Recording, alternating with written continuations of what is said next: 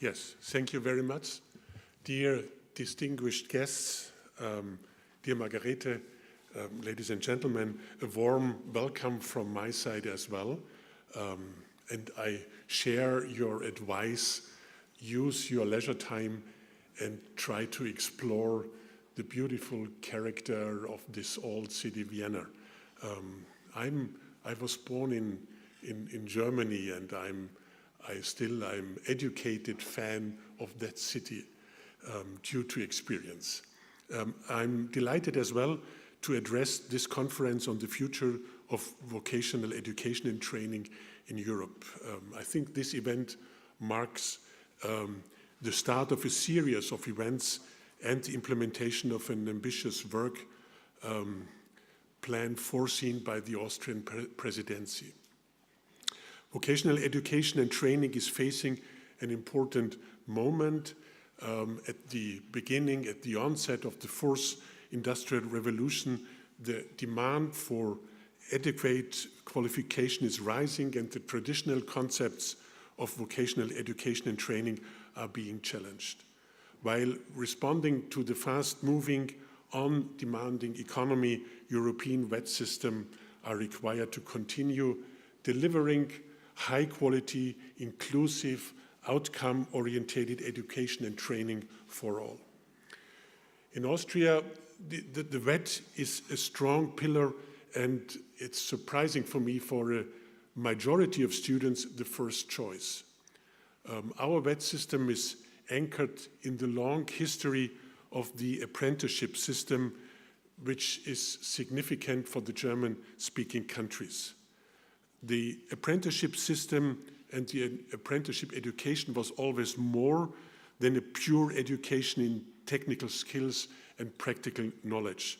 It was education in a broad sense, embedded in the households of the master craftsman, and therefore so important for societal integration and societal development. The apprentices were treated in most of the cases as sons and daughters of the master's craftsman. They lived, worked, and ate together with the family, and also spent the leisure time together. The apprenticeship system of the Middle Ages came into a crisis with the Industrial Revolution of the 19th century. The industrial blue-collar worker replaced to some extent the traditional educated craftsman. And the holistic education of the young people in the household of the master's craftsman was split up. Die Ökonomie des gesamten Haushaltes, in German, the economy of the complete household, how social historian labeled this system, disappeared and was replaced by the vocational school for apprentices on the one hand, and the formal employment in the enterprises of the master craftsman on the other hand. Margarete, you characterized this specific of the system. Practical work in the company and theoretical education in the school characterized this element of the dual system.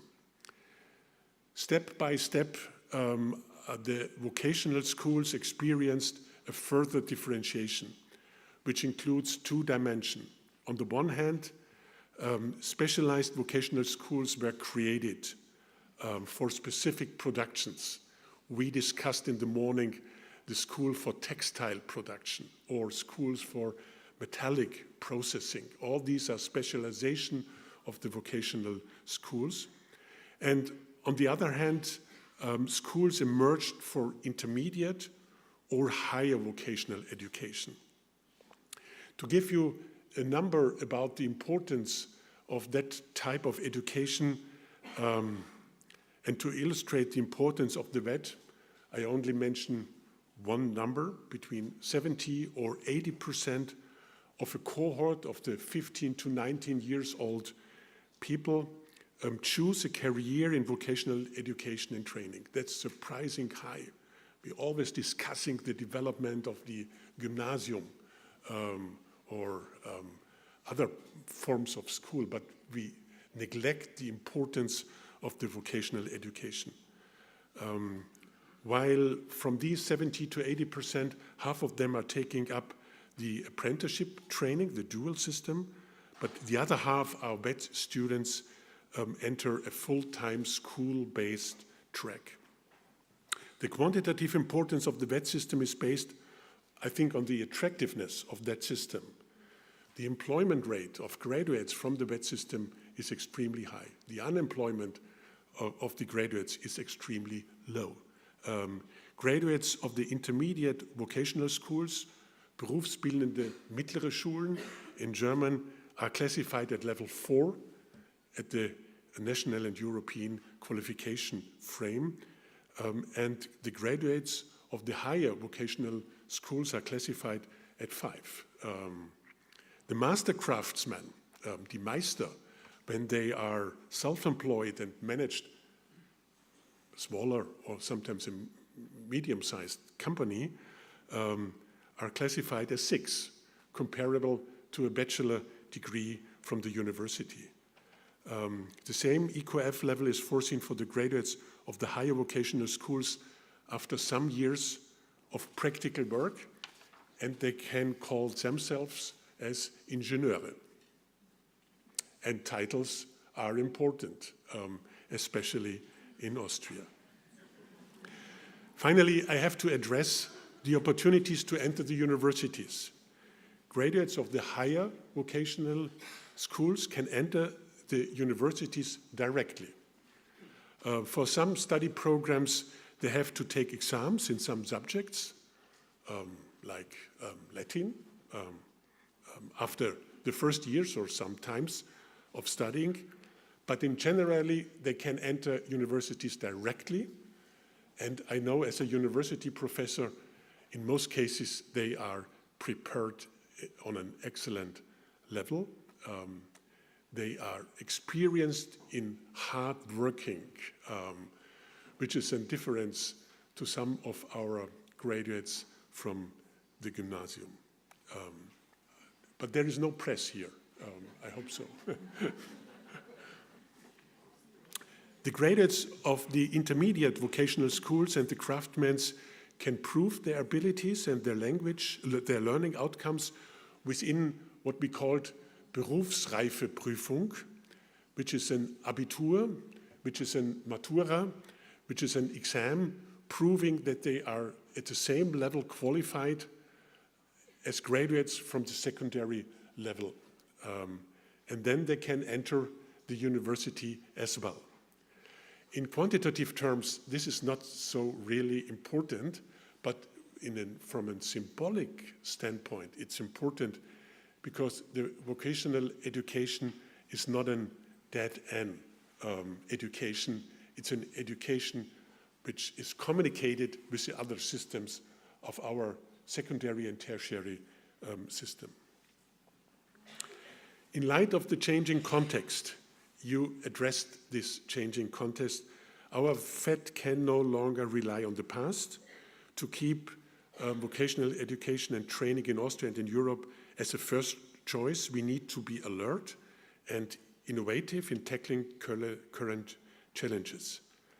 At the same time, I think we have to be, or we should be, conservative in the best sense by maintaining those elements that work well and by being frank about what needs to change. Future employees, citizens and graduates of the VET system will need to demonstrate stronger digital skills and entrepreneurial skills, as well as language skills, as well as intercultural skills. So there is a long list of skills for the future VET education which is needed. Adaptability, resilience, problem formulation, emotional intelligence, as I said, intercultural sensitivity, economic citizenships are skills need to be anchored deeply in our curricula. So prepare for the change, I have to say, and to address it. Prepare for the change because the change is the only constant of the future. I think this should be a motto for the further discussion. Maybe one word to the Austrian presidency and to our future negotiations in the next half year. The EU heads of states and governments at the Gothenburg summit and the European Council in December 2017 put education high on the European agenda. I'm happy about it because I think education is so important to shape our future. The notion of an European education area to be established until 2025 is at the center of our current discussion. And two initiatives for the further presidency will take an important role. The first is we have to discuss the proposal of the Commission concerning Erasmus program, which is, I think, a success story in Europe, and also the evaluation of the Erasmus program makes strong arguments for the positive impact of this type of mobility, positive impacts on European identity, which is necessary in times where the nation states thinks and believes that sometimes national solutions could be better ones. We need more language competence, and the language competence can be improved by mobility. And this is shown by the evaluation, an Erasmus stay in foreign countries increase employability of those who are taking part. The Commission's proposal for the next generation of Erasmus, which is now leaving out the plus, it's now called Erasmus once again, quite simple, includes a substantial increase in the budget. And I think this is a solid basis for forthcoming negotiation. The increase in budget will enable a continuation of the positive aspects of the program, as well as a definition of new priorities. In future, we need to put even greater emphasis on supporting less traditional forms of mobility, such as staff mobility and shorter mobility periods, particularly focusing on the mobility of VET students and apprentices. This is a strong wish and ambitious from my side as well. We have to increase the attractiveness of apprentices system, and maybe a stronger emphasis on mobility for apprentices could be a small piece of attractiveness stone in the whole picture. We need, in practice, schools and training companies, and we need to emphasize also the companies to let the apprentices going out and learn something in other European cities and in other enterprises. Second, when we're talking about the mobility and increasing mobility, the recognition of skills and competence acquired in the European member states need to be guaranteed. This is very important. And I know that the success of the Erasmus program in the universities can only be explained that we have a Bologna architecture, bachelor, master, PhD, and then we have a very sophisticated system of quality assurance, which is guaranteed by quality assurance institutions, and these institutions are within the European frame, guaranteed that qualification is safeguarded in the universities. So it's important for the recommendation or for the automatic mutual recognition that we should guarantee, and we should know exactly what happened in a VET in Bulgaria, and that we can trust that the VET in Bulgaria is of the same level and quality as of the VET in Austria. This is a necessary prerequisite to increase mobility on that level. In order to make mutual recognition a reality, the further implementation of the European qualification framework is also of importance. Maybe the new Europass framework can be also some part of this increased mobility. Effective and comprehensive quality management systems, as I said before, need to be in place as a prerequisite for trust between member states and therefore the key enabler of mutual recognition. I conclude. Starting with today's conference, the Austrian presidency is committed to making a contribution on the ongoing European discussion on shaping our joint vision for the 21st century vocational education and training system, as well as the vision for the future EU policy framework. In doing so, the Austrian presidency will pick up on the discussion that started during the Estonian Council presidency. Thank you very much for your activities, which focused on the changing dynamics and was expanded by the Bulgarian Council presidency. My thanks goes to Sofia, to Bulgaria, or to those persons which are coming from the country and sitting here. I encourage you to get involved in this discussion about the future of VET and to turn challenges into opportunities. And there are many of challenges. And we want to do it to design a 21st century VET that will live up to our high expectations. I wish you a successful conference and a wonderful stay here in Vienna. Thank you very much.